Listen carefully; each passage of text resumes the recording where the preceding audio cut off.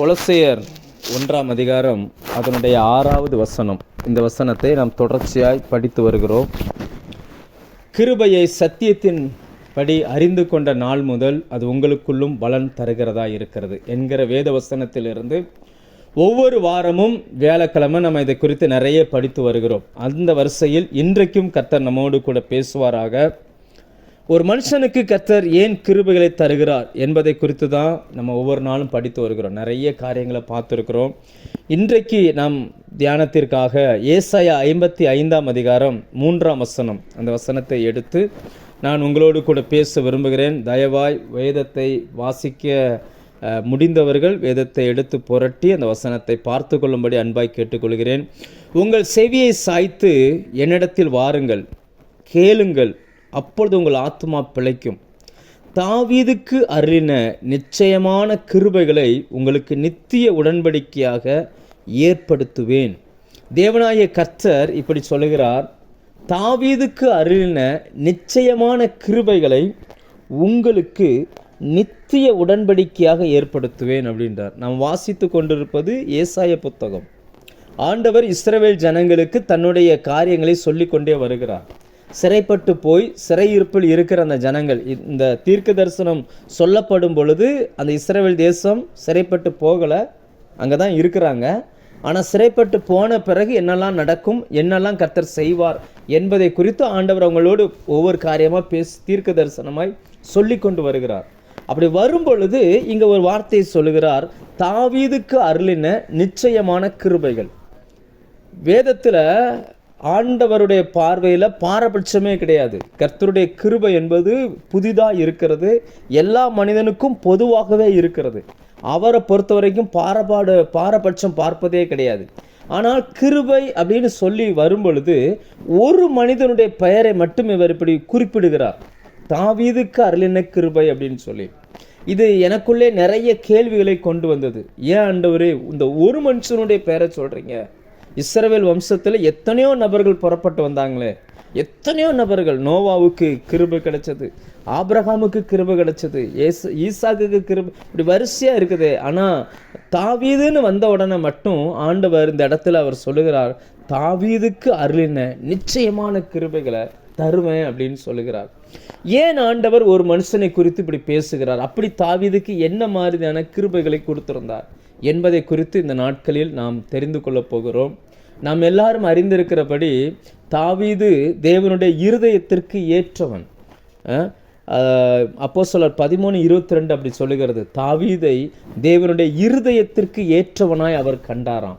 அப்போ தாவீதுக்கு தேவன் கொடுத்திருந்த அந்த கிருபைகளெல்லாம் தேவனுக்கு விருப்பமான மனுஷனாய் அவனை உருவாக்கிருச்சு. இன்னும் சொல்லப்போனால் தேவனுடைய இருதயம் எப்படி இருக்கும் அப்படின்றதுக்கு தாவீதினுடைய வாழ்க்கை ஒரு மாடலாய் மாறிடுச்சு. அதனால ஆண்டவர் சொல்லுகிறார், தாவீதுக்கு அல்ல கிருபை நான் உனக்கு தர்றேன், என் இருதயம் எப்படி இருக்குமோ அப்படி உன் வாழ்க்கை இந்த பூமியில் இருக்கணும் என்பதை குறித்து இந்த வார்த்தை நமக்கு சொல்லுகிறது. அதை பெற்றுக்கொள்வதற்கு என்ன செய்யணும்னு வேதம் சொல்லுகிறது, செவியை சாய்த்து என்னிடத்தில் வாருங்கள், கேளுங்கள், அப்பொழுது உங்கள் ஆத்மா பிழைக்கும். இந்த கேளுங்கள்ன்ற பதத்தை ஆங்கிலத்தில் எப்படி போட்டிருக்கிறாங்கன்னா, ஹியரிங், கேட்பது, காதுகளால் கேட்பது. அப்போ ஆண்டவர் தன்னுடைய வார்த்தையை அனுப்பும் பொழுது அந்த வார்த்தையை நம்ம கேட்டால் நம்ம ஆத்மா பிழைக்கும். நம்ம ஆத்மா பிழைக்கும் பொழுது தாவீதுக்கு தேவன் கொடுத்த அந்த கிருபைகளை நமக்கு தருவார். தாவீது வாழ்ந்த அந்த காலம் எப்படிப்பட்ட காலத்தில் அவர் வாழ்ந்தார்னா, நியாயப்பிரமாண காலத்தில் வாழ்கிறார். இஸ்ரவேல் ஜனங்களுக்கு கர்த்தர் எழுதி கொடுத்த அந்த நியாயப்பிரமாண காலத்தில் வாழ்ந்து கொண்டிருக்கிறார். இயேசு கிறிஸ்துவின் மரணத்துக்கு அப்புறம்தான் அடுத்த காலம் ஆரம்பிக்குது. ஆனால் எல்லாருக்கும் ஒரு பிரமாணம் வேலை செய்து கொண்டிருக்கும் பொழுது தாவீதுக்கு மட்டும் வேறொரு பிரமாணம் வேலை செய்து கொண்டிருந்துச்சு. அப்படி என்ன அப்படின்னாச்சுன்னா, எல்லாருக்கும் ஒரே மாதிரி போய்கிட்டு இருக்கும்போது தாவீதுக்கு மட்டும் கர்த்தர் வேறு ஒன்றை பேசி இருக்கிறார். அந்த வசனத்துக்குள்ளேருந்து வேறொரு விளக்கத்தை பேசியிருக்கிறார். இதை நாம் புரிந்து கொள்வதற்கு ஆண்டவர் மத்தேயு 5ஆம் அதிகாரத்தில் சில காரியங்களை சொல்லுவார். 21, 22 இதெல்லாம் படிச்சிங்கன்னா ஆண்டவர் சொல்லுவார், ஒரு 3, அதாவது இவைகள் பூர்வத்தாருக்கு உரைக்கப்பட்டது அப்படிம்பார். அதாவது விபச்சாரம் செய்யாதிருப்பாயாக என்று பூர்வத்தாருக்கு உரைக்கப்பட்டது. நான் உங்களுக்கு சொல்லுகிறேன், ஒரு பெண்ணை இச்சையோடு பார்க்கிற எவனும் அவளோடு விபச்சாரம் செய்தாயிற்று அப்படிம்பார். அப்படின்னா முழு உலகத்துக்கு என்னன்னா விபச்சாரம் செய்யாத, இதுதான் பிரமாணம். ஆனால் உனக்கு மட்டும் நான் சொல்கிறேன், அது மட்டும் இல்லை, ஒரு பெண்ணை இச்சையாக பார்த்தாலே அது விபச்சாரன்றத அவரை பின்பற்றி அவருக்கு விருப்பமாய் வாழுகிறவர்களுக்குன்னு அவர் அதிலிருந்து ஒரு வெளிச்சத்தை கொடுக்கிறார். எல்லாரும் நியாயப்பிரமாணம் அந்த எழுத்தின் காலத்தில் வாழ்ந்த நாட்களில் இந்த மனுஷனோடு கர்த்தர் ஒரு புதிய உடன்படிக்கையை பண்ணி அவரோடு வேறொரு வாழ்க்கையை வாழும்படி வைத்திருக்கிறார். நாம் இன்றைக்கு தெரிந்து கொள்ள போகிறோம். என்ன காரணம்? கர்த்தர் அந்த மனுஷனோடு மட்டும் இவ்வளவு காரியங்களை பேசி அந்த மனுஷனை உருவாக்குவதற்கு என்ன காரணம்? அப்படி தாவீதுக்கு தேவன் எந்தெந்த பகுதிகளிலே கிருபைகளை அளித்தார் என்பதை இந்த நாட்களிலே நாம் தெரிந்து கொள்வோம். கர்த்தர் நம்மோடு கூட பேசுவாராக. தாவீது ராஜா சங்கீதம் 16:8 சொல்லுகிறார், கர்த்தரை நான் எப்பொழுதும் எனக்கு முன்பாக வைத்திருக்கிறேன், அவர் என் வலப்பக்கத்தில் இருக்கிறபடினால் நான் அசைக்கப்படுவதில்லை அப்படின்றார். இப்போ தாவீதுக்கு தேவன் கொடுத்த முதல் கிருபை என்னன்னா, எந்த சூழ்நிலையிலையும் கர்த்தருக்கு பின்னாக நிற்கிற அந்த கிருபை. அதாவது என்னன்னா, எந்த சூழ்நிலையிலையும் கர்த்தரை முன்னாக நிப்பாட்டிட்டு அவருக்கு பின்பாக நின்று தன்னை பார்க்கிற அந்த கிருபை. இதை நம்ம நினைக்கிறதுக்கும் பேசுகிறதுக்கும் ஒரு விதமாக இருக்கும். ஆனால் வாழ்க்கையில் ப்ராக்டிக்கலாக கொண்டு வருவதற்கு நாம் சில காரியங்களே செய்ய வேண்டும். நம்மெல்லாம் சொல்கிறோம், கர்த்தரை எப்பொழுது எனக்கு முன்னாடி வச்சிருக்கிறோன்னு சொல்லிக்கொள்கிறோம். ஆனால் 100% இருதயத்திலிருந்து அதை சொல்கிறோமா? அந்த வசனம் என்ன சொல்லுகிறதுனா, நான் வைத்திருக்கிறேன். அந்த வசனம் அப்படி தான் சொல்லுது, கர்த்தரை நான் எப்பொழுதும் எனக்கு முன்பாக வைத்திருக்கிறேன். அப்போ இன்னைக்கு கர்த்தராக முன்னாடி நிற்க மாட்டார். என் விருப்பத்தில் தேவன் முதலிடத்தில் இருக்கிறாரு, அவர் எனக்கு முன்னாடி இருக்கிறாரு. நான் அப்படி வச்சிருக்கிறேன். என்ன வந்தாலும் அவரை தாண்டி தான் எனக்கு வரணும், அவருக்கு பின்னாடி நான் நிற்கிறேன், அவர் என் வாழ்க்கையில் எனக்கு முன்னாடி போகிறார், எல்லாவற்றையும் பார்த்து கொள்வார் என்கிற அந்த மனநிலை எல்லா மனுஷனுக்குள்ளும் வரணும்.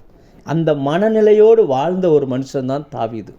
அந்த கிருபையை ஃபஸ்ட்டு கர்த்தர் கொடுத்துருந்தார். இந்த உணர்வு, எந்த சூழ்நிலையிலையும் கர்த்தர் என் முன்னாடி இருக்கிறார், கர்த்தர் பார்த்துக்கிடுவார், கர்த்தர் எல்லாவற்றையும் செய்வார், அவரை தாண்டி தான் எனக்கு ஒரு பிரச்சனை வருது அப்படி என்கிற அந்த நாலேஜ் இன்னைக்கு நிறைய கிறிஸ்தவர்களிடம் விடுபட்டுருச்சு. நம்ம சொல்லும்போது சொல்லுவாங்க, ஆனால் வாழ்க்கைன்னு வரும்பொழுது புலம்ப ஆரம்பிச்சிருவாங்க, டக்குன்னு விக்ஸ் ஆயிடுவாங்க, திடீர்னு அப்படியே கர்த்தர் நம்மளை கைவிட்டுட்டாரோன்ற மைண்ட் செட்டு கூட வந்துடுவாங்க. ஆனால் இங்கே பார்த்தீங்க அப்படின்னாச்சுன்னா, நம்முடைய விருப்பம் இல்லாமல் கர்த்தர் நமக்கு முன்பாக செல்ல மாட்டார். நாம் என்ன விரும்புகிறோமோ அதான் நடக்கும். அங்கே வசனம் சொல்லுகிறது, எப்பொழுதும் எனக்கு முன்பாக. எப்பொழுதும் என்கிற வார்த்தைக்கு சந்தோஷத்திலேயோ துக்கத்திலேயோ இழப்பிலேயோ நஷ்டத்திலேயோ துரோகத்துக்கு மத்தியிலேயோ அல்லது மனிதர்களால் நாம் அவமானப்படுகிற நேரத்திலேயோ எப்பொழுதும் அவர் நமக்கு முன்பாக நிற்கிறார். இதை நம்ம மறந்துடவே கூடாது. இப்போ தாவீதுக்கு தேவன் கொடுத்திருந்த முக்கியமான ஒரு கிருபை என்னன்னா, எந்த சூழ்நிலையிலையும், அந்த வார்த்தை ரொம்ப ஆழமானது, கர்த்தரை எப்பொழுதும் எனக்கு முன்பாய் வைத்திருக்கிறேன், அவர் என் வலது பக்கத்தில் இருக்கிறபடினால் நான் அசைக்கப்படுவதில்லை. கர்த்தரை முன்வைத்து வாழுகிற ஒரு மனுஷனுடைய வாழ்க்கை எப்போவுமே சிரித்த முகமாக இருக்குன்னு சொல்ல முடியாது. எப்போவுமே அதுக்கு இந்த மனுஷன் சரியான ஒரு உதாரணம். இவரை படிக்கும் பொழுதெல்லாம் தேவனுடைய இருதயம் மட்டுமல்ல, நம்ம இருதயமே உருகிறது. ஏன்னா அந்த மனுஷன் இவ்வளவு பாடுகளை பட்டு வந்திருக்கிறாரா? நீங்கள் இப்போ படித்து பாருங்கள், எவ்வளோ பெரிய காரியங்கள். ஒரு எக்ஸாம்பிளுக்காக அவர் எந்தெந்த சூழ்நிலையில் கர்த்தருக்கு பின்னாக தன்னை பார்த்தார் என்பதை குறித்து உங்களுக்கு புரியுறதுக்காக ஒரு 2-3 சூழ்நிலைகளை சொல்கிறேன். ஒன்று, நெருக்கங்கள் வரும் பொழுது. 1 சாமுவேல் 23ஆம் அதிகாரம் 25லிருந்து 28 வரைக்கும் வாசிங்கன்னா, ஒரு இக்கட்டான ஒரு சூழ்நிலை வருகிறது. தாவீதோடு சேர்ந்த நபர்களும் மலையின் ஒரு பகுதியிலையும், சவுலோடு சேர்ந்த ஒட்டுமொத்த இராணுவமும் மலையின் இன்னொரு பகுதியிலையும் நிற்கிறார்கள். கிட்டத்தட்ட அவர்களை பிடித்து கொள்ளத்தக்கதாய் வளைந்து கொண்டார்கள். அந்த வசனத்தை வாசிக்கிறேன். 1 சாமுவேல் 23:25லிருந்து 28 வரைக்கும். சவுலும் அவன் மனுஷரும் தாவீதை தேட வருகிறார்கள் என்று அவனுக்கு அறிவிக்கப்பட்ட போது அவன் கண்மலையிலிருந்து இறங்கி மாகோன் வனாந்தரத்திலே தங்கினான். அதை சவுல் கேள்விப்பட்டு மாகோன் வனாந்தரத்திலே தாவீதை பின்தொடர்ந்தான். சவுல் மலையின் இந்த பக்கத்திலும் தாவீதும் அவன் மனுஷரும் மலையின் அந்த பக்கத்திலும் நடந்தார்கள். சவுலுக்கு தப்பி போக தாவீது தீவிரித்த போது சவுலும் அவன் மனுஷரும் தாவீதையும் அவன் மனுஷரை பிடிக்கத்தக்கதாய் அவர்களை வளைந்து கொண்டார்கள். அந்த சமயத்தில் ஒரு ஆள் சவுலிடத்தில் வந்து, நீர் சீக்கிரமாய் வாரும், பெலிஸ்தேர் தேசத்தின் மேல் படையெடுத்து வந்திருக்கிறார்கள் என்றான். அதனால் சவுல் தாவீதை பின்தொடர்கிறதை விட்டு திரும்பி பெலிஸ்தரை எதிர்க்கும்படி போனான். அதனால் அவ்விடத்திற்கு சேலா அமாலிகோத் என்று பெயரிட்டார்கள். தாவீது அவ்விடம் விட்டு புறப்பட்டு என்கேதியில் உள்ள அரணிப்பான இடங்களில் தங்கினான். ஒரு இக்கட்டான ஒரு சூழ்நிலை, ஒரு நெருக்கம். அந்த நேரத்தில் நீங்கள் கவனித்து பாருங்கள், ஒட்டுமொத்த தேசமே தேடுகிறது. தேசத்தால் தேடப்படுகிற குற்றவாளி அந்த மனுஷன். எந்த தப்புமே பண்ணலை, தவறே செய்யாமல் முழு தேசத்திற்கும் தாவீது எப்படி காணப்பட்டிருந்தார்னா ஒரு குற்றவாளி போல அறிவிக்கப்பட்டிருந்தார். தேசமே தேடுகிறத ராஜாவின் தலைமையில் கிட்டத்தட்ட பிடிக்கத்தக்கதாய், வேதம் சொல்கிறது, அவர்களை பிடிக்கத்தக்கதாய் வளைந்து கொண்டார்கள். அவ்வளோதான், இவங்க நடுவில் மாட்டிட்டாங்க. இப்படிப்பட்ட சூழ்நிலையிலையும் தாவீதினுடைய இருதயம் கர்த்தர் மேலே நோக்கமாக இருந்துச்சு. கர்த்தரை என் முன்னாடி வச்சிருக்கிறேன், அவர் என் கூட இருக்கிறார். அந்த சமயத்தில் அவர் எழுதின சங்கீதம் தான் சங்கீதம் 22. அந்த சமயத்தில் அவர் எழுதினது தான். ஏன்னா சுற்றி நிற்கிறாங்க, என்ன பண்ணுறதுன்னு தெரியலை, எங்கே போகிறதுன்னு தெரியலை, அப்படியே தடுமாறி நிற்கிறார். அப்படி நிற்கிற அந்த நேரத்துலையும் கர்த்தர் எப்பொழுது எனக்கு முன்னாடி இருக்கிறார், அவர் அனுமதிக்காமல் இந்த சூழ்நிலை எனக்கு வராதுன்றத அந்த மனுஷன் ஆணித்தரமாக நம்பினதுனால தான் எங்கிருந்தோ எவனோ ஒருவன், இன்னைக்கு இருக்கிறது போல் ஃபோன் கிடையாது, வாக்கி டாக்கி கிடையாது, இன்னைக்கு இருக்கிறது போல் நெட்டு வச்சு கண்டுபிடிக்க முடியாது, ரேடார் கிடையாது, எந்த விதமான தகவல் தொடர்பும் இல்லாத காலகட்டங்களில் எங்கோ ஒரு வனாந்தரத்தில் தாவீதுக்கு ஒரு ஆபத்துன்னு வந்த உடனே ஏதோ ஒரு மனுஷனை கர்த்தர் அனுப்புறாரு பாருங்க. எவனோ ஒருவன் வந்து, அதுதான் வசனம் சொல்லுங்க, எவனோ ஒருத்தன் வர்றான், வந்து சொல்றான், பெலிஸ்தர் வந்து விட்டார்கள். ஒரே ஒரு நியூஸ் தான், வந்து விட்டார்கள். அந்த செய்தியை கேட்ட உடனே பிடிக்க போன மனுஷன் இதை விட்டுட்டு அப்படியே வேற வேலையை பார்த்து போயிட்டார். கர்த்தர் உங்களுக்கு முன்னாடி இருந்தா இப்படிப்பட்ட நிறைய அனுபவங்களை நம்ம வாழ்க்கையில் நம்ம பார்ப்போம். வேறு வழியே இல்லை ஆண்டவரே, நம்ம தடுமாறி நிற்கிற நேரங்களில் கர்த்தர் கிருபையாய் நமக்கு விடுவிப்பார். எந்த மனிதனுடைய உதவியும் இல்லாமல் யாரோ ஒருவர், அவர் யாருன்னு கூட வேதம் சொல்லலை, யாரோ ஒருவர் வந்தார், ஒரு வார்த்தையை சொன்னார், அப்படியே பிடிக்க வந்தவங்க போயிட்டாங்க. இன்னும் என்னன்னா, எபிரேய பைபிளில் இதுக்கு எப்படி போட்டிருக்குன்னா, அந்த சேலா அமாலிகோத்துன்றதுக்கு சிதறி போனார்கள் அப்படின்னு போட்டிருக்கு. அப்படியே நெல்லிக்காய் மூட்டையை அவுத்து விட்டா எப்படி சிதறி போமோ சிதறி போனார்கள். அவர்கள் மட்டுமல்ல, தாவீதோடு கூட இருந்தவங்களும் போயிட்டாங்க. அந்த நெருக்கத்தில் தனி ஒரு மனிதனாய் அங்கே அந்த யூதேய வனாந்தரத்தில் இருந்து அந்த என்கேதி வரைக்கும் தனி ஒரு மனிதனாய் தான் நடந்து போயிருக்கிறார். அந்த சரியான பாலைவனம், புழுதி காத்தடிக்கும், புழுதி புயல் வரும், வெறும் சுண்ணாம்பு பாறை, பாதி தூரம் உள்ளே போயிட்டோம் அப்படின்னாச்சுன்னா மனித நடமாட்டமே கிடையாது. இவன் இருக்கானா செத்தானான்ற தகவல் கூட வெளியில் வராது. அப்படியே அந்த பாலைவனம் வந்து அவங்கள விழுங்கி போட்டுரும். கொலைகார பாலைவனம். நீங்கள் வேதத்தில் போய் கூகுளில் சர்ச் பண்ணி பாருங்கள், கொலைகார பாலைவனம்னு அந்த பாலைவனத்தை சொல்கிறாங்க. அங்கே தண்ணியே கிடைக்காது, பயங்கரமான வெயில், 130 140 டிகிரிக்கு வெயில் வரும். ஒரு மனுஷன் உள்ளே போனானா ஒரு 2 மணி நேரத்துக்குள்ளே உடம்புல இருக்கிற ஒட்டுமொத்த உஷ்ணமுமே போயிடும். அப்படிப்பட்ட அந்த நெருக்கத்துக்கு மத்தியில் தாவீது போகும்போது தான் இந்த சங்கீதத்தை எழுதுகிறார். சங்கீதம் 22.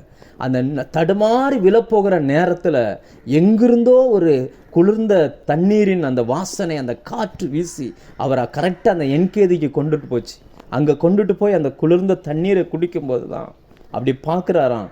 பார்க்கும் பொழுது ஒரு மேய்ப்பன் தன் ஆடுகளுக்கு தண்ணி காமிச்சிட்டு கோலை தன் தோல் மேலே போட்டு நிற்கிறத பார்க்குறார். பார்த்துட்டு தான் இவர் சொல்லுகிறார், இந்த ஆடை இந்த பகுதிக்கு கொண்டு வந்தது ஒரு மேய்ப்பன்னா, என்ன இந்த பகுதிக்கு கொண்டு வந்தது என் கர்த்தராகிய மேய்ப்பர் அப்படின்னு சொல்லி தான் 23ஆம் சங்கீதத்தில் கர்த்தர் என் மேய்ப்பராக இருக்கிறான்னு பாடுகிறார். இந்த நெருக்கம் இன்னைக்கு கோடிக்கணக்கான பேருக்கு விடுதலை. இன்னைக்கு சங்கீதம் 23 22 எத்தனையோ கோடிக்கணக்கான பேருக்கு விடுதலையை கொடுக்குது. காரணம் என்ன? தாவீது அனுபவித்த அந்த நெருக்கம், கர்த்தரை எப்பொழுதும் முன்பாக வைத்திருப்பது. இன்றைக்கி நம்ம ஆண்டவருக்காக சாட்சியாக வாழுகிறோம் என்பதற்காக எல்லாமே நமக்கு சாதகமாக இருக்காது, எல்லாமே நமக்கு எப்போவுமே ரம்மியமான பாதைகளாக இருக்காது. எப்பொழுதுமே விடுதலையாக இருக்காது. சில நேரங்களில் சில வியாதிகளோடு நம்ம போராட வேண்டியது இருக்கும். சில நேரங்களில் சில பொருளாதார நெருக்கங்கள் நம்மை சூழ்ந்து நிற்கும். சில நேரங்களில் மனிதர்கள் நம்மை விழுங்குகிறது போல உள்ள சூழ்நிலைகள் நமக்கு வரலாம். ஆனாலும் அவைகளின் மத்தியில் நாம் வாழ்வதற்கு நமக்கு கிருபை தேவை. அதை தான் ஆண்டவர் சொன்னார், தாவீதுக்கு அருளின நிச்சயமான கிருபையை நான் உனக்கு தருவேன். எவ்வளவு எதிரிகள் வந்தாலும் மனம் சோர்ந்து போகாத அந்த தன்மை, அந்த நெருக்கத்துக்கு மத்தியில் நிற்கணும்னா எவ்வளோ பெரிய விஷயம் தெரியுமா? அதெல்லாம் லைஃப்பில் அனுபவித்து பார்த்தவங்களுக்கு மட்டும்தான் தெரியும். அந்த நெருக்கமான சூழ்நிலைகளுக்கு மத்தியில் தேவன் அவர்களை கொண்டு போனார். ரெண்டாவதாக, ஆண்டவர் தாவீது கொடுத்திருந்த அந்த தேவனை முன்பாக வைத்து வாழுகிற அந்த வாழ்க்கையில் ஒரு மனிதன் சந்திக்கிற ரெண்டாவது பிரச்சனை, முதல் பிரச்சனை நம்பினவர்கள் எதிராய் மாறுவது. ரெண்டாவது பிரச்சனை என்னன்னா, நம்முடைய தனி மனித அந்த மரியாதை குறைவாய் ஜனங்கள் பேசும் பொழுது நாம் அதை எப்படி கையாளுவது. இன்றைக்கி நிறைய பேருடைய பிரச்சனை என்ன அப்படின்னா இதுதான். மனிதர்கள் நம்மை மரியாதை குறைவாய் ஜனங்களுக்கு முன்னாடி பேசும் பொழுது அதை எப்படி நம்ம கையாளுகிறதுன்ற நமக்கு தெரியலை. ஆனால் கர்த்தர் இப்படிப்பட்ட ஒரு சூழ்நிலையிலையும் தாவீதை கொண்டுட்டு போனார். 2 சாமுவேல் 16ஆம் அதிகாரம் எடுத்திங்கன்னா அதில் 5லிருந்து 13 வரைக்கும் ஒரு சம்பவம் எழுதப்பட்டிருக்கும். தன் மகனாகி அப்சலோம் அவரை துரத்தி விடுகிறார். துரத்தி விடும் பொழுது போகும் பொழுது அங்கே பரிசுத்த ஆவியானவர் அதை கரெக்டாக எழுதுகிறார். எழுதும்போது அந்த வேத பகுதியை நான் வாசிக்கிறேன். 2 சாமுவேல் 16ஆம் அதிகாரம் 5லிருந்து. தாவீது ராஜா பகூரிம் மட்டும் வந்தபோது, இதோ சவுல் வீட்டு வம்சத்தனாய் இருக்கிற கேராவின் குமாரனாகிய சீமே என்னும் பேருள்ள ஒரு மனுஷன் அங்கே இருந்து புறப்பட்டு தூசித்து கொண்டே நடந்து வந்து, சகல ஜனங்களும் சகல பலசாலிகளும் தாவீதின் வலதுபுறமாகவும் இடதுபுறமாகவும் நடக்கையில் தாவீதின் மேலும் தாவீது ராஜாவுடைய சகல ஊழியக்காரர் மேலும் கற்களை எறிந்தான். சீமே அவனை தூசித்து, இரத்த பிரியனே, பேலியாளின் மனுஷனே, தொலைந்து போ, தொலைந்து போ. சவுலின் ஸ்தானத்தில் ராஜாவான உன்மேல் கர்த்தர் சவுல் வீட்டாரின் இரத்த பழியை திரும்ப பண்ணினார். கர்த்தர் ராஜ்யபாரத்தை உன் குமாரனாகிய அப்சலோமின் கையில் கொடுத்தார். இப்போதும் இதோ உன் அக்கிரமத்தில் அகப்பட்டாய், நீ இரத்த பிரியனான மனுஷன் என்றான். அப்பொழுது செரியாவின் குமாரன் அபிசாய் ராஜாவை நோக்கி, அந்த செத்த நாய் ராஜாவாகிய என் ஆண்டவனை தூசிப்பானேன், நான் போய் அவன் தலையை வாங்கி போடட்டுமே என்றான். அதற்கு ராஜா, செரியாவின் குமாரரே, எனக்கும் உங்களுக்கும் என்ன? அவன் என்னை தூசிக்கட்டும், தாவீதை தூசிக்க வேண்டும் என்று கர்த்தர் அவனுக்கு சொன்னார். ஆகையால் ஏன் இப்படி செய்கிறாய் என்று கேட்கத்தக்கவன் யார்? நான் வாசித்த அந்த பகுதியில் ஆவியானவர் அதை எப்படி எழுதுறாரு பாருங்க. ஒரு சூழ்நிலையில் அவர் வனாந்தரத்துக்கு போனாலும் இன்னும் தாவீது ராஜா தான். தாவீதின் வார்த்தைக்கு இன்னும் மரியாதை உண்டு. தாவீதை சுற்றிலும் வலதுபுறத்திலும் இடதுபுறத்திலும் யுத்த வீரர்கள் நடந்து போய்கிட்டு இருக்கிறாங்க. அவர்களை குறித்து வேதம் என்ன சொல்லுது அப்படின்னா, சகல பராக்கிரமசாலிகளும் தாவீதின் வலதுபுறமாகவும் இடதுபுறமாகவும் நடக்கையில். தாவீது ஒரு வார்த்தை சொல்ல மாட்டாரான்னு சொல்லி எல்லாரும் காத்திருக்கிறாங்க. அப்படி நெருக்கத்துக்கு மத்தியில் ஒரு மனுஷன் ஒருமையில் பேசுகிறான். நீங்கள் ஒரு ஆஃபீஸில் வேலை பார்க்குறீங்க, உங்களுக்கு கீழே ஒரு 10 ஸ்டாஃப் இருக்கிறாங்க, அவங்கள நடத்த வேண்டிய பொறுப்பு உங்களுக்கு இருக்குது. நீங்கள் ஏதாவது ஒரு வார்த்தை சொன்னீங்கன்னா கீழ்ப்படுகிறதுக்கு அத்தனை பேர் ரெடியாக இருக்கிறாங்க. இப்படி நெருக்கத்துக்கு மத்தியில் ஒரு ஆள் உங்களை ஒருமையில் ரொம்ப மோசமான வார்த்தைகளை பேசும்போது என்ன நடக்கும் தெரியுமா? நம்முடைய இருதயத்தில் உள்ளே இருக்கிற அந்த சுயம் உடைக்கப்படும். என்னையை பார்த்து இவன் எப்படி பேசலாம் அப்படின்னு சொல்லி நாமும் கோபப்படுவோம். நம்முடைய அதிகாரத்தையும் தவறாய் பயன்படுத்தக்கூடிய சூழ்நிலைகள் அங்கே வரும். ஆனால் இங்கே தாவீது பாருங்க, தாவீதுக்கு தேவன் கொடுத்திருந்த அந்த கிருபை எப்படிப்பட்ட கிருபைனா, சுற்றிலும் பலசாலிகள் நிற்கிறாங்க. எல்லாரும் தாவீது ஏதாவது பேசுவாரான்னு எதிர்பார்த்து காத்து நிற்கிறாங்க. இன்னும் அவரை ராஜாவாக தான் பார்க்குறாங்க.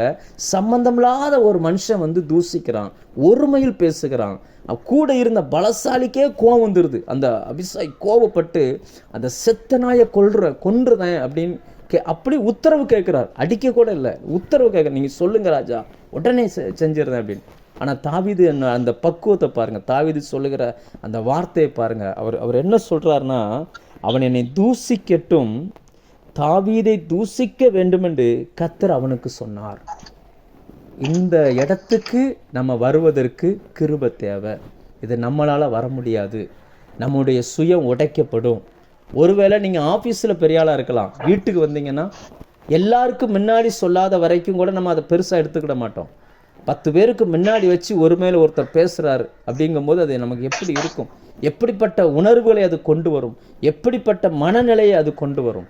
அப்படிப்பட்ட சூழ்நிலையில் மத்தியில் கோபம் வராத ஆளுக்கும் கோபம் வந்துடும். ஆனால் அதிலையும் கோபப்படாமல் இருப்பதற்கு கர்த்தர் தாவீதுக்கு பலன் கொடுத்தார். அதை தான் வசனம் சொல்லுகிறது, கர்த்தரை முன்பாக வைத்து வாழுகிற வாழ்க்கை இப்படிப்பட்ட வாழ்க்கை. ஏனென்றால் அந்த நேரத்தில் கூட அவர் சொல்கிறார் பாருங்க, கர்த்தர் சொன்னார் அவனை தூசிக்கட்டும்னு அவர் சொல்லியிருக்கிறார், அவரை கேட்பவர் யார். அதுக்கு கீழேயும் அவர் சொல்கிறார் 11ஆம் வசனத்தின் பின்பகுதி, அப்படி செய்ய கர்த்தர் அவனுக்கு கட்டளையிட்டு இருக்கிறார். இப்படியெல்லாம் சொல்ல முடியுமா? ஒரு சாதாரண மனுஷனால் இப்படி சொல்ல முடியுமா? டக்குன்னு என்ன யோசனை வரும், நான் யார் தெரியுமா, எப்பேற்பட்ட அவன் தலையை எடுங்கன்னு சொன்னால் உடனே அடுத்த செகண்ட் அவன் உடம்புல தலை இருக்காது. அப்படிப்பட்ட அதிகாரமும் அவங்ககிட்ட பவரும் இருந்தும் கூட அந்த சூழ்நிலையிலையும் தாவீது எப்படி நடந்து கொள்கிறார், அந்த சூழ்நிலையிலும் கூட கர்த்தர் என் முன்னாடி நிற்கிறார். கர்த்தர் அனுமதிக்காம இந்த தூஷணம் எனக்கு வரலை, கர்த்தர் அனுமதிக்காம இந்த கெட்ட பேர் எனக்கு வரலை, கர்த்தர் அனுமதிக்காம இவன் எனக்கு பேசலை அப்படின்ற அந்த பதட்டமான சூழ்நிலையிலையும் அந்த தெளிவான முடிவெடுப்பதற்கு தேவன் தாவீதுக்கு கிருபைகளை கொடுத்திருந்தார். அந்த கிருபையை இன்னைக்கு கர்த்தர் நமக்கு தருவார். ஏனென்றால் நாம் வாழுகிற வாழ்க்கை இப்படிப்பட்ட வாழ்க்கை, நாம் போகிற மனிதர்கள், சந்திக்கிற மனிதர்கள் இப்படிப்பட்டவர்கள். இப்படிப்பட்ட சூழ்நிலையில் கட்டாயமாய் நாம் போவோம். இது வரைக்கும் நீங்கள் போகலைன்னா இனி போவீங்க. போயிருந்தீங்க அப்படின்னாச்சுன்னா எப்படி சூழ்நிலையில் எப்படி முடிவு எடுத்திருக்கீங்க அப்படின்றத கொஞ்சம் நினச்சி பாருங்கள். தாவீதுக்கு அருளின நிச்சயமான கிருபைகளை கர்த்தர் நமக்கு தருவார். 3வது, தேவனை முன்வைத்து வாழும் பொழுது அந்த மனுஷனுக்கு கொடுக்கப்படுகிறது என்ன அப்படின்னா, தேவனுடைய பார்வையில் எது முக்கியம் என்பதை அறிகிற அந்த கிருபையை கர்த்தர் தருகிறார். அதாவது மனுஷனுடைய பார்வையில் எது முக்கியம் என்பது அல்ல, தேவனுடைய பார்வையில் என் வாழ்க்கையில் எது முக்கியம், நான் வாழ்கிற வாழ்க்கையில் அவருடைய பார்வையில் எது முக்கியம் என்பதை அறிகிற அந்த கிருபையை கர்த்தரை தனக்கு முன்வைத்து வாழ்கிற மனுஷனுக்கு அவர் கொடுக்கிறார். உதாரணமாக சங்கீதம் 51:11 ஒரு பெரிய தவறை தாவீது ராஜா வாழ்க்கையில் வருது. அப்போ அவர் சொல்லுகிற அந்த ஒரு சம்பவம் என்னன்னா, பொதுவாகவே பாவம் செய்த மனிதர்கள் என்ன அறிக்கை பண்ணுவாங்க, ஆனால் தாவீது என்ன அறிக்கை பண்ணுறாரு பாருங்க. அவர் என்ன சொல்கிறாருன்னா, ஆண்டவரே உங்கள் சமூகத்தை விட்டு என்னை தள்ளாமலும் உம்முடைய பரிசுத்த ஆவியை என்னை விட்டு எடுத்துக்கொள்ளாமலும் இரும் அப்படின்ற ஒரு பெரிய ராஜா. ஆண்டவரே நீங்கள் என்னை என் ராஜ்யத்தை எடுத்துறாதீங்க அப்படி ஜெபிக்கலை, என்கிட்ட இருக்கிற வேலைக்காரங்களை எடுத்துறாதீங்க அப்படி ஜெபிக்கலை, பணத்தை எடுத்துறாதீங்க அப்படி ஜெபிக்கலை. அவரை பொறுத்த வரைக்கும் எதை பிரதானமாக பார்த்தார் அப்படின்னா, தேவ சமூகம், பரிசுத்த ஆவியானவர், அந்த அபிஷேகம், அதை எடுத்துறாதீங்க அப்படின்னா அது அவருக்குள்ள ஒரு விஷயம் தெரிஞ்சிச்சு. எப்பொழுதுமே இந்த பூமியில் நான் வாழணும் அப்படின்னாச்சுன்னா எனக்கு இந்த பூமியில் 2 காரியம் இருந்தால் போதும். ஒன்று, தேவனுடைய சமூகத்தில் நான் குற்றமற்றவனாக இருக்கணும். 2வது, பரிசுத்த ஆவியானுடைய துணை எனக்கு இருக்கணும். இந்த 2ம் இருந்துச்சுன்னா என்னால் இந்த பூமியில் வாழ முடியும் என்பதை அந்த மனுஷனுக்கு அறிகிற அந்த அறிவை கர்த்தர் கொடுத்து வைத்திருந்தார். எல்லா ராஜாக்களை பார்க்கிலும் ஒரு விசேஷித்த குணத்தை தாவீதுக்குள்ளே வச்சிருந்தார். அது என்னன்னா, எப்பொழுதும் தேவ சமூகத்தில் போய் நிற்கிற அந்த சுபாவம். சிறு வயது தொடங்கி இதை கர்த்தர் இவருக்குள்ளே வச்சிருந்தார். சின்ன வயசுல இருந்து நீங்கள் வேதத்தில் சங்கீதம் 141:2 வாசிச்சு பாருங்க. அவர் சொல்லுகிறார், தேவனே என்னுடைய கையெடுப்பு அந்தி பழியை போல வரட்டும் அப்படின்னு. என்ன அர்த்தத்தில் சொல்கிறார் தெரியுமா? இவர் வாழ்ந்த நாட்கள், அந்த வாலிப நாட்களில், வாழ்ந்த நாட்களில் இஸ்ரவேல் தேசத்தை பொறுத்த வரைக்கும் வருஷத்துக்கு ஒரு முறை ஒவ்வொருத்தருடைய பெயரில் பலி செலுத்தப்படும். ஆனால் இவர் தாவீதை அவங்க ஒரு அடிமையை போல தான் பார்த்தாங்க.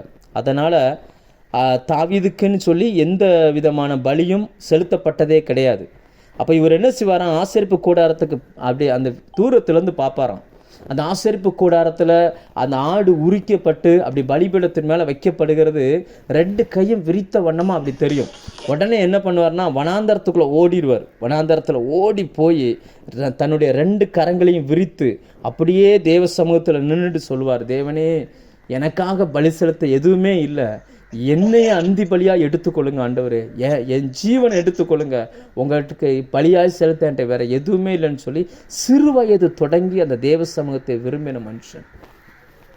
இன்னைக்கு நம்ம எப்படி இருக்கிறோம்? நம்ம பிள்ளைங்க எப்படி இருக்கிறாங்க? இவங்களுக்கு ஒரு நல்ல தாய் தகப்பன் கிடையாது. தாவீதினுடைய அது ஒரு பெரிய சரித்திரம். அது ஒரு பக்கம் இருக்கட்டும். கொஞ்சம் யோசித்து பார்ப்போம். நம்ம தேவ சமூகத்துக்கு கொடுக்குற முக்கியத்துவம் என்ன?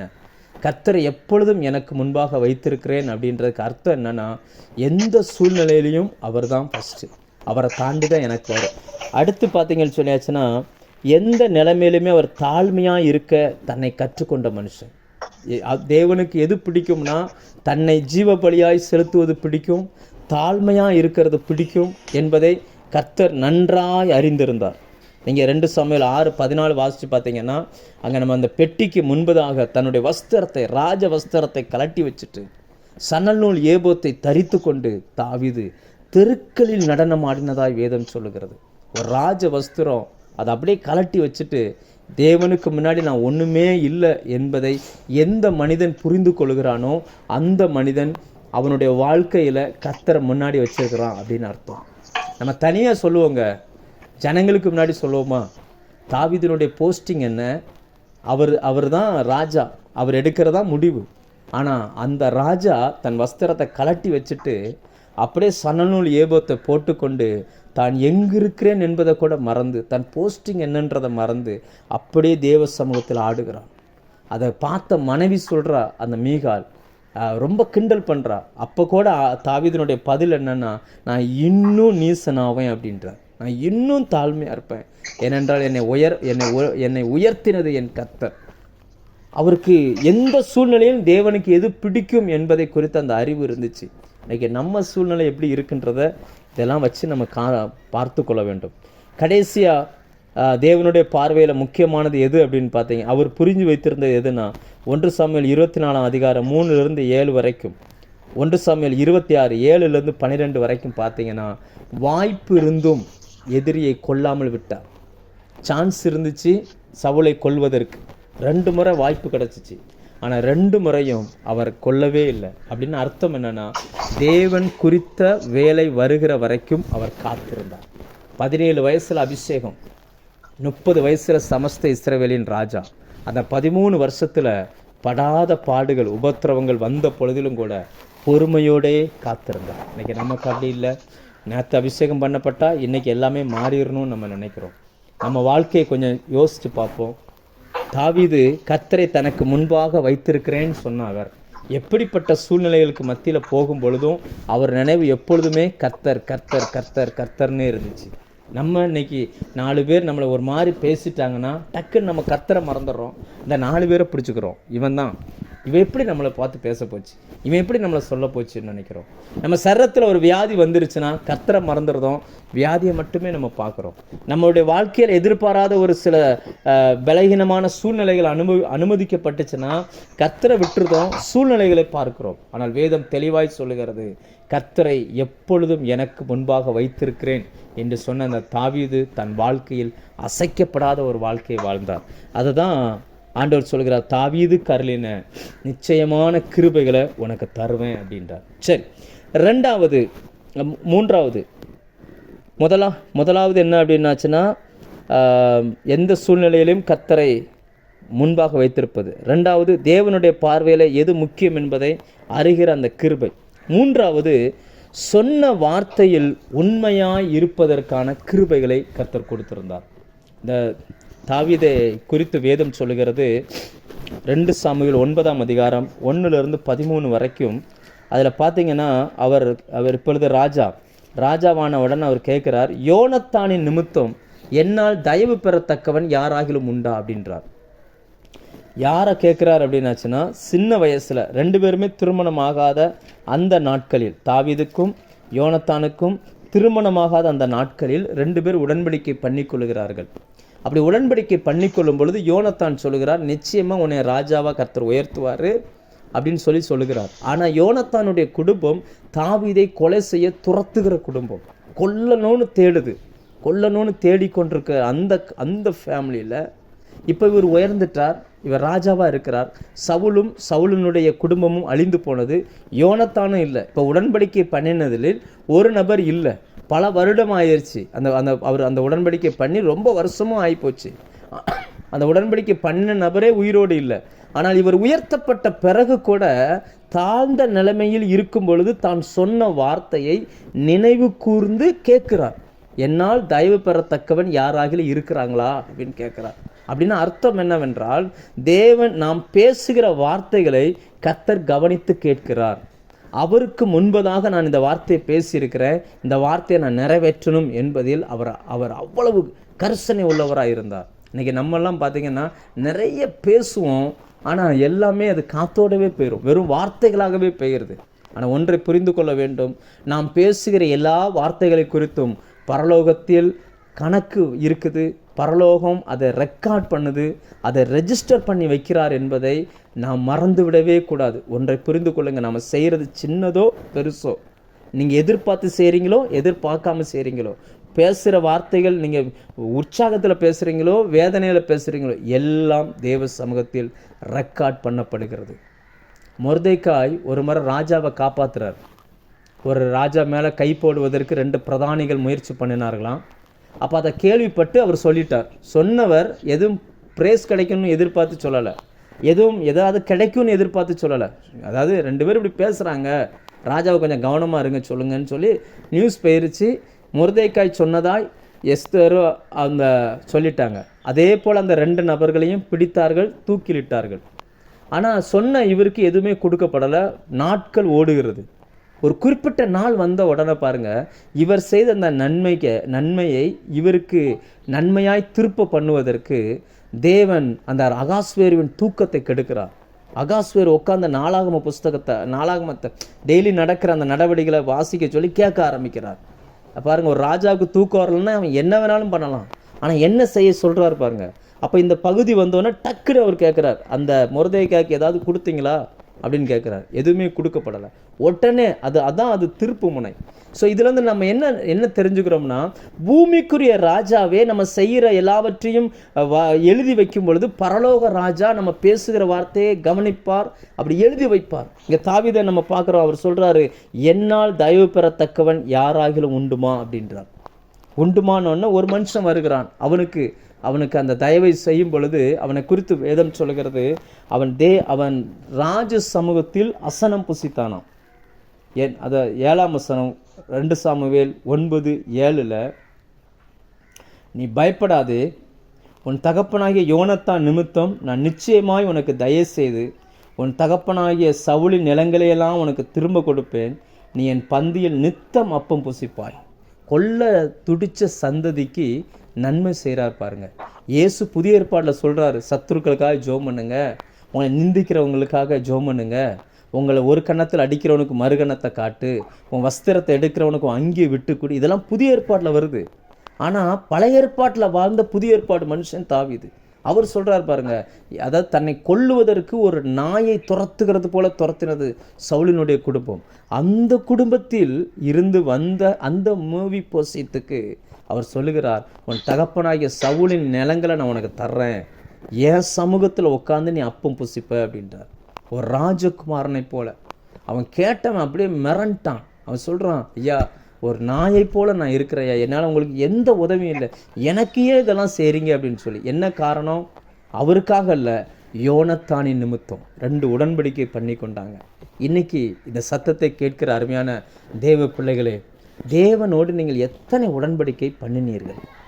ஜெபத்தில் ஒரு பாடலை கேட்கும்போது, ஒரு ஊழியக்காரனுடைய ஒரு குறைகளை கேட்கும்போது, அதாவது எனக்கு இவ்வளவு பிரச்சனை இருக்குது ஜெபம் பண்ணிக்கோங்கன்னு சொல்லும்போதெல்லாம் எத்தனை உடன்படிக்கைகள் தேவ சமூகத்தில் நீங்கள் பண்ணினீங்க, எத்தனை ப்ராமிஸ் பண்ணீங்க, எவ்வளோ பண்ணீங்க. ஆண்டவரே எனக்கு மட்டும் விசா கிடச்சிட்டோம், நான் இதை பண்ணியிருந்தேன், என் பிள்ளைக்கு மட்டும் திருமணம் ஆகிட்டும் நான் இதை பண்ணியிருந்தேன், என் பிள்ளைக்கு ஒரு என் குழந்தை வந்துட்டும் நான் இதை பண்ணியிருந்தேன்.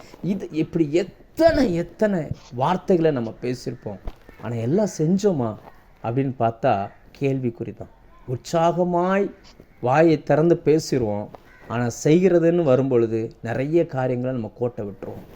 ஒன்று மறந்துடாதீங்க, தேவ சமூகத்தில் நாம் பேசுகிற வார்த்தைகள் நமக்கு எதிராகவே திரும்பிடும். அதை மறந்துடாதீங்க. இந்த கால வேளையில் அதை நம்ம நினைவில் கொண்டு வரும்படி ஆவியானவர் விரும்புகிறார். ஒரு வசனத்தை வாசிக்கிறேன்.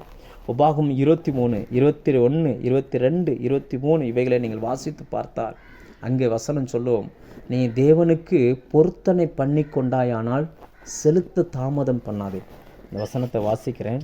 ஏனென்றால் அநேகர் சில பிரச்சனைகளில் சிக்கிக்கொள்வதற்கு இது ஒரு முக்கியமான காரணமாக இருக்குது. நான் பேசுகிற அந்த வார்த்தைகள் நம்ம நினைக்கிறோம் ஏன் வாய் ஏன் இஷ்டம், நான் என்ன வேணாலும் பேசுவேன் அப்படியெல்லாம் இல்லை.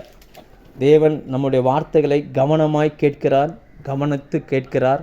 அநேக பிரச்சனைகளுக்கு காரணம் நம்முடைய வாயாகவே மாறிவிடுகிறது. இந்த வசனத்தை வாசிக்கிறேன். உபாகமம் 23, 21, 22, 23. நீ உன் தேவனாய கர்த்தருக்கு பொருத்தனை பண்ணி இருந்தால் அதை செலுத்த தாமதம் செய்யாதே. உன் தேவனாய கர்த்தர் அதை நிச்சயமாய் உன் கையில் கேட்பார். அது உனக்கு பாவமாகும். நீ பொருத்தனை பண்ணாதிருந்தால் உன்மேல் பாவம் இல்லை. உன் வாயினால் சொன்னதை நிறைவேற்ற வேண்டும். உன் தேவனாய கர்த்தருக்கு உன் வாயினால் நீ பொருத்தனை பண்ணி சொன்ன உற்சாக பலியை செலுத்தி தீர்ப்பாயாக. தாவீதுக்கு அந்த வார்த்தையை சொன்னார் பார்த்தீங்களா? பாருங்க, சொன்ன அந்த வார்த்தையை கேட்டவர் யாருமே இல்லை. இவங்க 2 பேர் உடன்படிக்கை பண்ணும் பொழுது அங்கே வேறு நபர்கள் கிடையாது. தாவீது ராஜாவானோன்னு சட்டையை பிடிச்சி அன்னைக்கு நீ இப்படி சொன்னலாடா, ஏண்டா செய்யலன்னு கேட்கறதுக்கு ஒருத்தர் கூட கிடையாது. உடன்படிக்கை பண்ணினதில் ஒருவர் மரித்து போனார். அப்போது தாவீதுக்கும் கல்யாணம் முடியல, அவருக்கும் கல்யாணம் முடியல. இப்போ கல்யாணம் முடிஞ்சு பிள்ளைகள் வந்துட்டாங்க. ஆனாலும் தான் தாழ்ந்த நிலைமையில் இருந்து சொன்னதை உயர்ந்த நிலைமைக்கு வந்த பிறகு நினைவு கூர்ந்து அதை அப்படியே செய்யணும்னு நினைக்கிறார் பார்த்தீங்களா? இதுக்கெல்லாம் தேவனுடைய கிருபை வேணும். அந்த கிருபை இருந்தால் மட்டும்தான் சொன்ன சொல்ல காப்பாற்ற முடியும். பேசுவது எளிது, அதை காத்துக்கொள்வது கடினம். ஆனால் காப்பாற்றக்கூடிய அந்த கிருபையை ஆண்டவர் இந்த கால வேளையில் உங்களுக்கு தருவாராக. அதற்கு தகுந்த திராணியும் தருவாராக, பலத்தையும் கர்த்தர் தருவாராக. வேதம் சொல்கிறது தாவீது கர்லின நிச்சயமான கிருபைகள். இதெல்லாம் செய்யும் பொழுது தேவன் எப்படி பார்த்திருப்பார் தாவீதை? கொஞ்சம் யோசிச்சு பாருங்க. ஒன்றுமில்லா அந்த அன்னைக்கு ஒருவேளை சாப்பாட்டுக்கு வழி இல்லாமல் ஓடிக்கிட்டு இருக்கிறாரு. ஆனால் அப்போ அவர் சொன்ன அந்த வார்த்தையை உயர்த்தப்பட்ட பொழுது அதை நினைவு கூறுறாரு பாருங்க. நிறைய பேர் ஒன்றுமில்லாமல் இருக்கும் பொழுது சொன்ன வார்த்தையெல்லாம் உயர்த்தப்பட்ட பொழுது மறந்தே போயிடுவாங்க. அவங்க நினைவுலேயே அது இருக்காது. அதெல்லாம் அவங்க அப்படியே பாஸ் பண்ணி விட்டு போயிட்டே இருப்பாங்க. ஆனால் பாருங்கள், தாவீது பாருங்கள், தன்னுடைய ஒன்றும் இல்லாமையில் இருக்கிற நேரத்தில் தனக்கு உணவளித்த, தன்னை காப்பாற்றின, தனக்கு உதவி செய்த அந்த யோனத்தானுக்கு சொன்ன வார்த்தையை கடைசி வரைக்கும் கடைபிடித்தார். அவருடைய மகனை தன் பந்தியில் உட்கார வச்சு சாப்பாடு கொடுத்தார். தான் என்ன சாப்பிட்றனோ இந்த சாப்பாடு அவன் சாப்பிடணும் அப்படின்னு சொல்லி அவனுக்கு சாப்பாடு கொடுத்தார். இதுக்கு தேவனுடைய கிருபை வேணுங்க. இது எந்த மனுஷனுக்குள்ளும் இல்லை, தாவீதுக்குள்ள மட்டும் கர்த்தர் வைத்திருந்தார். அதனால தான் வசனம் சொல்லுகிறது, தாவீதுக்கு அருளின நிச்சயமான கிருபையை உனக்கும் நான் தருவேன்னு சொல்லி இந்த கால வேளையில் கர்த்தர் நமக்கு ப்ராமிஸ் பண்ணுகிறார். நீங்கள் சொன்ன வார்த்தைகள் எல்லாவற்றையும் நிறைவேற்றுவதற்கு ஆண்டவர் இந்த காலை வேளையில் உங்களுக்கு பலன் தருவார். அடுத்த 4வது, எல்லாமே எதிராக இருந்தாலும் தேவன் மேல் அன்பு கூறுவதற்கு கிருபையை தாவீதுக்கு கொடுத்திருந்தார். எல்லாமே எதிராக இருந்தாலும். நீங்கள் தாவீதினுடைய குடும்பத்தை கொஞ்சம் கவனித்து பாருங்கள் வேதத்திலிருந்து. ஏன்னா இது நம்ம எல்லாருக்கும் தெரிந்த ஒரு சம்பவம், தெரிந்த ஒரு மனுஷன். அதனால் நான் இந்த காரியங்களை கொஞ்சம் தாராளமாய் பேசுகிறேன். ஒரு மனுஷனுடைய ஆதாரமே குடும்பம் தான். அந்த குடும்பத்தில் மரியாதை இல்லைன்னா வேறு எங்கேயுமே மரியாதை கிடைக்காது. அந்த குடும்பத்தில் தாவீதினுடைய குடும்பம் ஒரு பக்கம் இருக்கட்டும். இப்போ தாவீதினுடைய மனைவி பிள்ளைகள் வந்துட்டாங்க. தாவீதினுடைய வாழ்க்கை அப்படி கவனித்து பாருங்கள். அவனுக்கு கர்த்தர் கொடுத்துருந்த அந்த பிள்ளைகள் அது எப்படிப்பட்ட பிள்ளைகளாக இருந்தாங்க, எப்படிப்பட்ட சூழ்நிலைகள் அந்த குடும்பத்துக்குள்ளே நடைபெற்றுச்சு.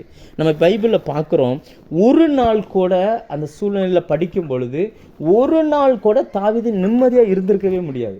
அப்படிப்பட்ட ஒரு சூழ்நிலை. அவனுடைய 3 பிள்ளைங்களை வசனம் சொல்லுகிறது. ஒன்று அம்னோன், அப்சலோம், அதோனியா. அதாவது சொந்த தம்பியை அடித்து கொள்கிறான், சொந்த சகோதரியை கெடுக்கிறவன், தன் அப்பாவுக்கு விரோதமாக ஆட்களை சேர்க்கிறவன், எப்பொழுதுமே பார்த்தீங்கன்னு சொன்னால் அப்பாட்ட பர்மிஷன் வாங்காமல் அவன் இஷ்டப்படி செய்கிறவன். இப்படிப்பட்ட சில ஃபேமிலிஸ், நிறைய ஊழியக்காரங்க, இன்னும் சொல்லப்போனால் நிறைய உத்தமமாய் நடக்கிற கிறிஸ்தவ தாய் தகப்பன்மாருடைய பிள்ளைகள் அவர்களுக்கு ஒரு கண்ணியை போல இருக்கிறார்கள், ஒரு முல்லை போல இருக்கிறாங்க, ஒரு வேதனை போல இருக்கிறாங்க. இவர்களுக்கு நடுவில் ஒரு மனுஷன் இருப்பானே, ஆனால் அந்த மனுஷனால் தேவனிடத்தில் அன்பு கூற முடியுமா என்பது கேள்விதான்.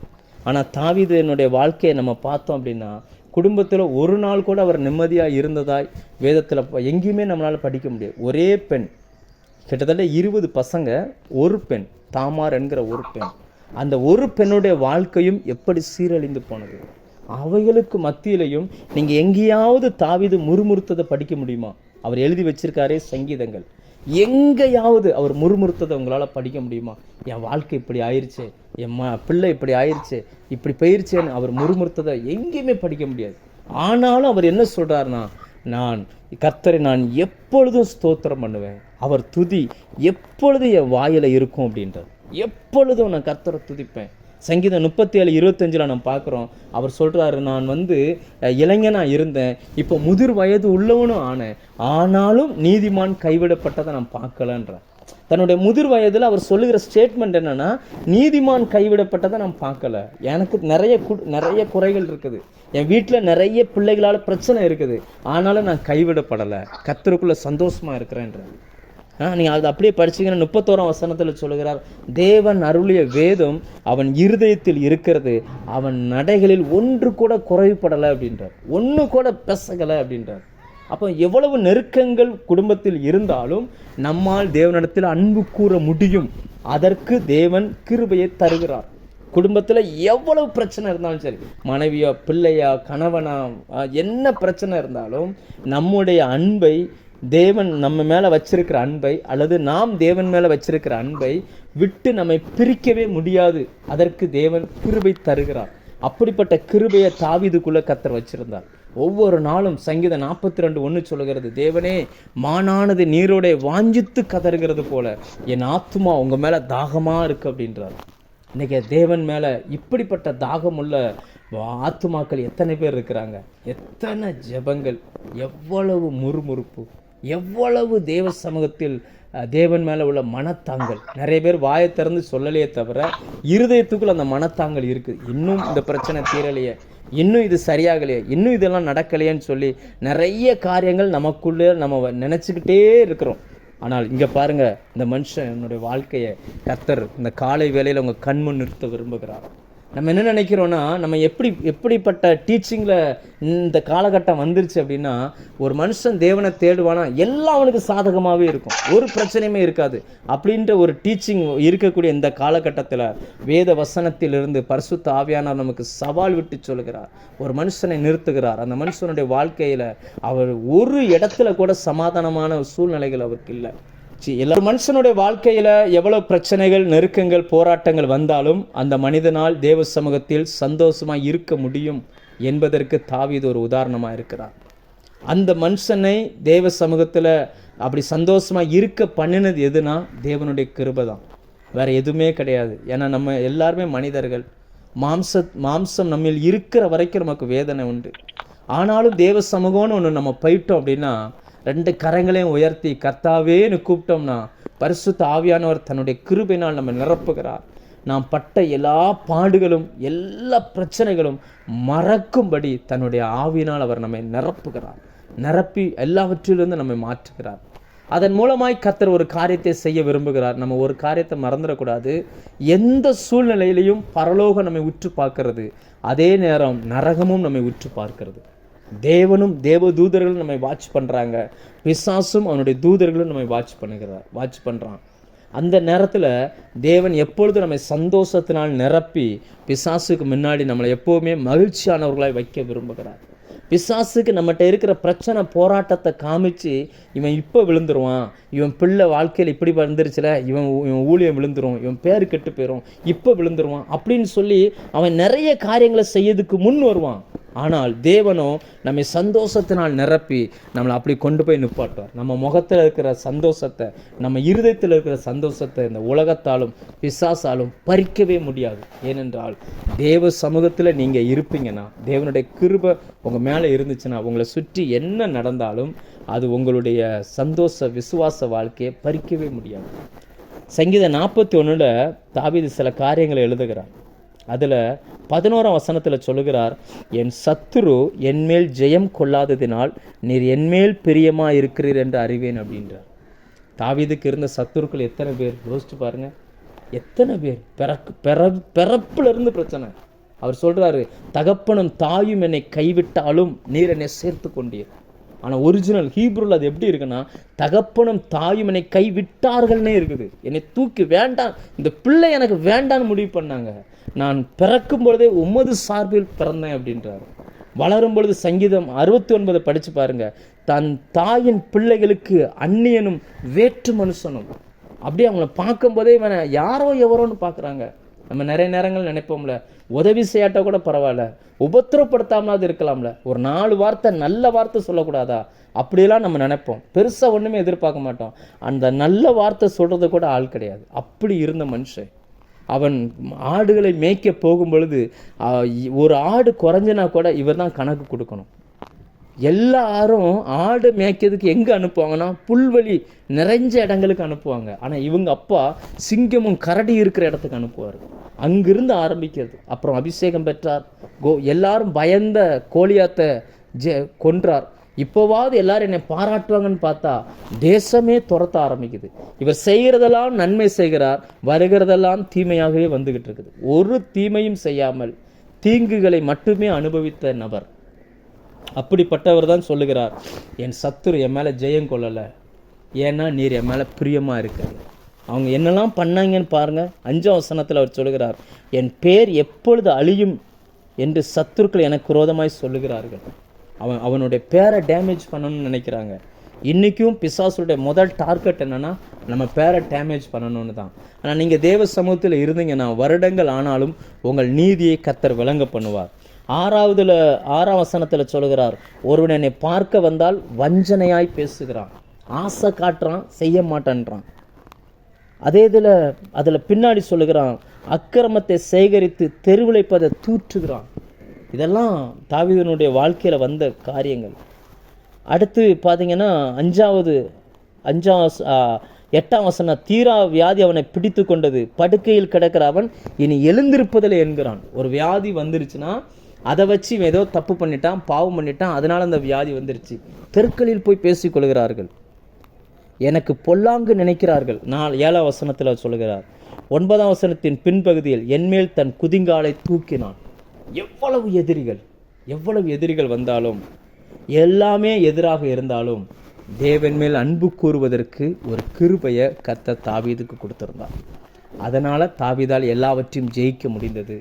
இந்த பிரச்சனைகள் தாவீதை இழுக்க முடியலை. தாவீதினுடைய விசுவாச வாழ்க்கையால் கெடுக்கவே முடியலை. இன்னைக்கு அந்த கிருபையை கர்த்தர் நமக்கு தர விரும்புகிறார். எந்த சூழ்நிலையிலும் எப்பேற்பட்ட நேரத்திலையும் மன ரம்மியமாக இருக்க நாம் கற்றுக்கொள்ள வேண்டும். அப்போஸ்தலனாகிய பவுல் பிலிப்பியர் 4ஆம் அதிகாரத்தில் சொல்கிறார், வாழ்ந்திருக்கவும் எனக்கு தெரியும், தாழ்ந்திருக்கவும் எனக்கு தெரியும், பட்டினியாக இருக்கவும் பரிபூர்ணம் அடையவும் நான் பழக்குவிக்கப்பட்டேன் என்றார். அதாவது எந்த சூழ்நிலையிலையும் மன ரம்மியமாக இருக்க கற்றுக்கொண்டேன் அப்படின்றார்.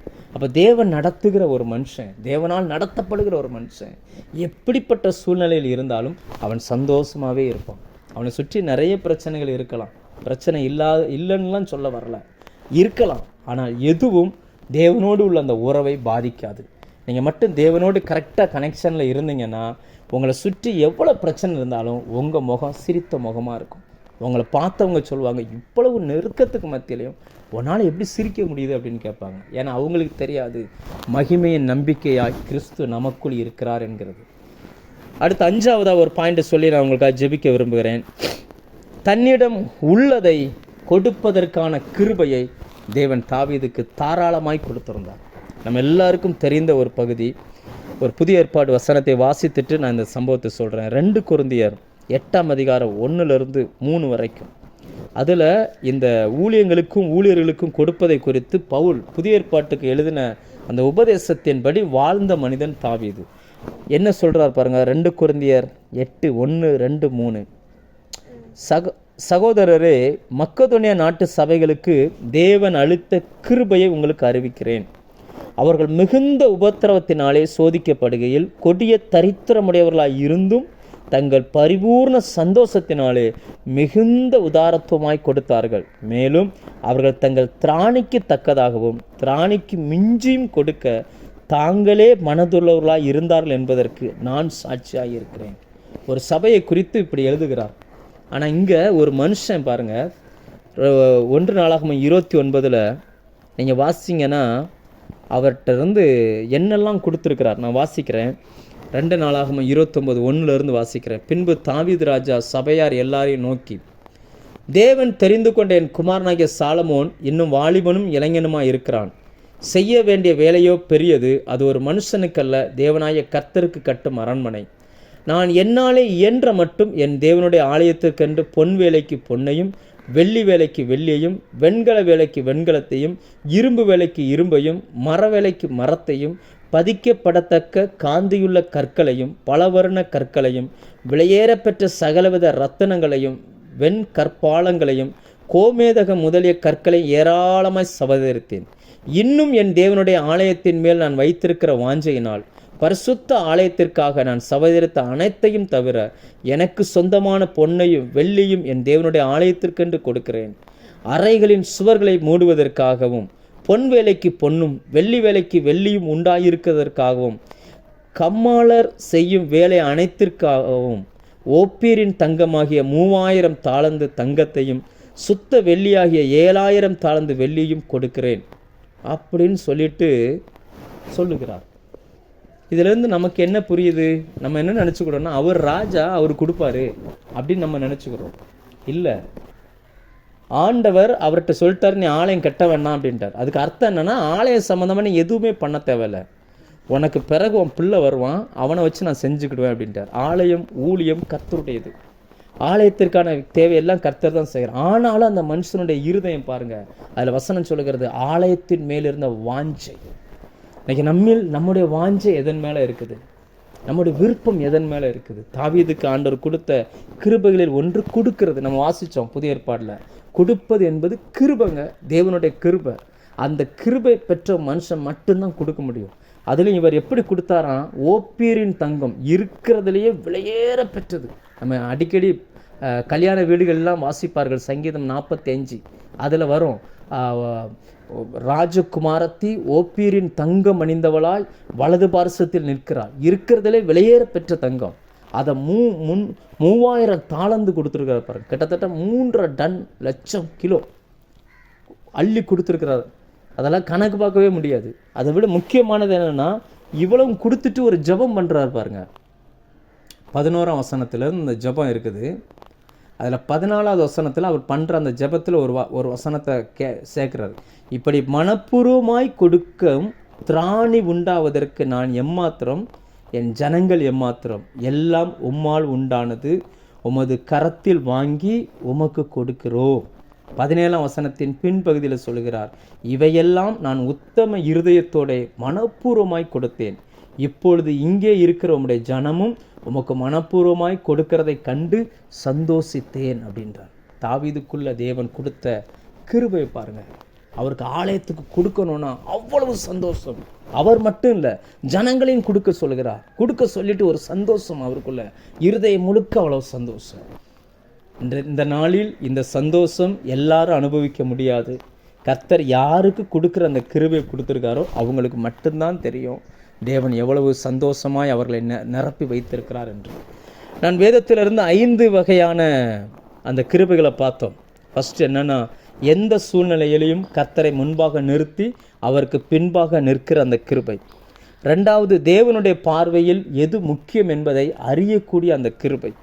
3வது, சொன்ன வார்த்தையில் உண்மையாக இருந்து அதை நிறைவேற்றுவதற்கான கிருபை. 4வது, எல்லாமே எதிராக இருந்தாலும் தேவன் மேல் அன்பு கூறக்கூடிய அந்த கிருபை. 5வது, தன்னிடம் உள்ளதை கர்த்தருக்கு கொடுக்கிற அந்த கிருபை. இவ்வளவு கிருபையும் தாவீதுக்கு தேவன் கொடுத்திருந்தார். அதை இந்த நாளில் நமக்கும் தருவேன் என்று வாக்கு பண்ணுகிறார். ஏனென்றால் தாவீதை போல் நாம் வர வர பணத்திலையும் பொருளாதாரத்திலையும் பதவியிலையும் உயர்வதற்காக மட்டுமல்ல, தாவீது தேவனுடைய இருதயத்திற்கு ஏற்றவன். தாவீதுன்னு சொன்னாலே அவருடைய இருதயம் உருகிறோம். அதே போல் உங்கள் பேரை சொன்னாலும் அவருடைய இருதயம் சந்தோஷப்படணும். அப்படிப்பட்ட ஒரு வாழ்க்கையை நீங்கள் வாழணும்னு சொல்லி தேவன் விரும்புகிறார். தாவீது தேவனுடைய இருதயமாக இருந்தார். அவர் வாழ்ந்த நாட்களில் தாவீதை பார்த்தவர்கள் தேவனுடைய இருதயம் இப்படி தான் இருக்குமான்னு நினைக்கிற அளவுக்கு அவங்களுடைய வாழ்க்கை இருந்துச்சு. அதே போல் நாம் வாழ்கிற நாட்களில் உங்கள் வீட்டில் இருக்கிறவங்க, உங்கள் கூட வேலை செய்கிறவங்க, உங்களோடு பழகிறவங்க, உடன் ஊழியர்கள் உங்களை பார்க்கும் பொழுது தேவனுடைய இருதயம் இப்படி தான் இருக்குமா அப்படின்னு நினைக்கிற அளவுக்கு நாம் ஒரு வாழ்க்கையை இந்த பூமியில் வாழணும். அதற்கு தான் ஆண்டவர் சொல்லுகிறார், தாவீதுக்கு அருளின நிச்சயமான கிருபைகளை உங்களுக்கு உடன்படிக்கையாய், நித்திய உடன்படிக்கையாய் ஏற்படுத்துகிறேன் அப்படின்றார். அந்த உடன்படிக்கையில் கர்த்தர் உங்களையும் சேர்க்கட்டும்னு சொல்லி நான் ஜெபிக்க விரும்புகிறேன். கர்த்தர் இந்த கிருபைகளை உங்களுக்கு தருவாராக. நாம் ஜெபி